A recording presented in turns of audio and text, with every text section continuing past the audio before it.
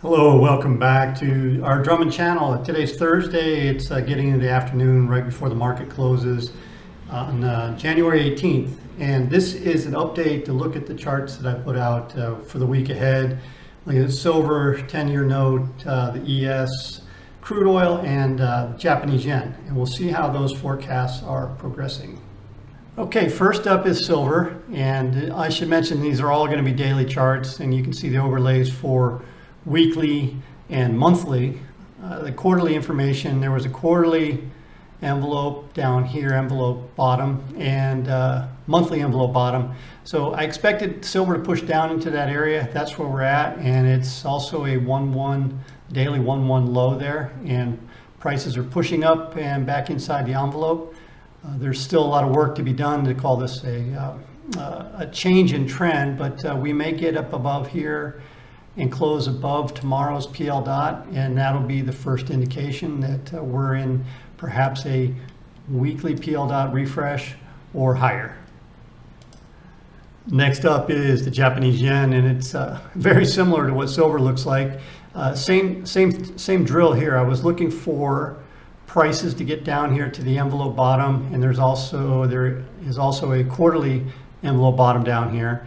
And not quite, I don't think we're quite done yet. There's a 1-1 low, and the targets coming in for tomorrow.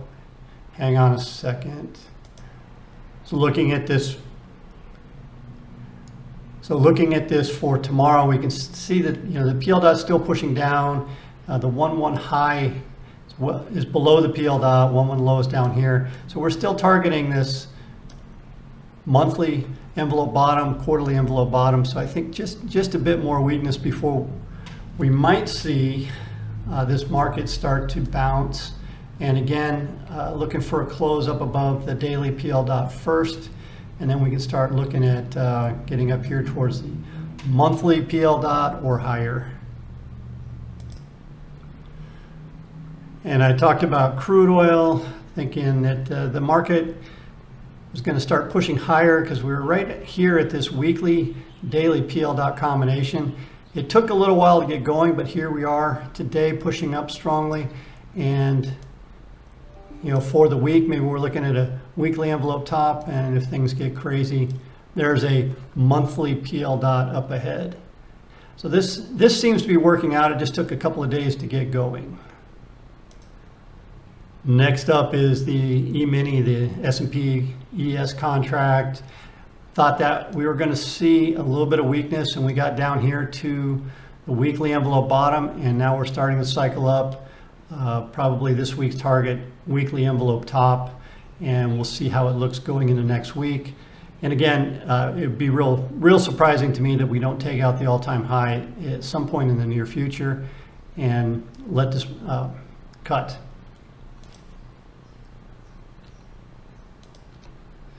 ES take two. And next up is the ES contract. I was calling for a little bit of weakness coming into this week, starting out the week, and we got down to the weekly envelope bottom, and that seems to be it for the week. Now pushing higher. Weekly envelope top maybe tomorrow, and then we'll start to, again, we're still looking for this to probably take out its all-time high in the near future. And last up is the 10-year note, and if you saw that video, we were coming in from Friday's close right there, and I was expecting it to push up from here into some higher time period resistance and then start to come down, and that never happened. Out of the gate on Tuesday morning, prices dropped, and they're still dropping. And as you can see, going down below the monthly envelope bottom. Okay, there you have it. Some pretty good forecasts. The 10-year note was probably the weakest of the bunch, as it did not move higher as expected and went straight down out of the gate. Everything else is tracking, so I'm kind of optimistic that we might see a chance to look for a bounce in the yen, a bounce in silver, and watching crude oil push on up. And again, the indexes, I think, are just destined for some all-time high action in the near future. and we'll see how things play out. It can always change. There's a bit of trading left in the week.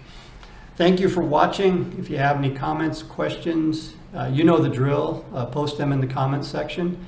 And thank you for watching. We'll see you again next time.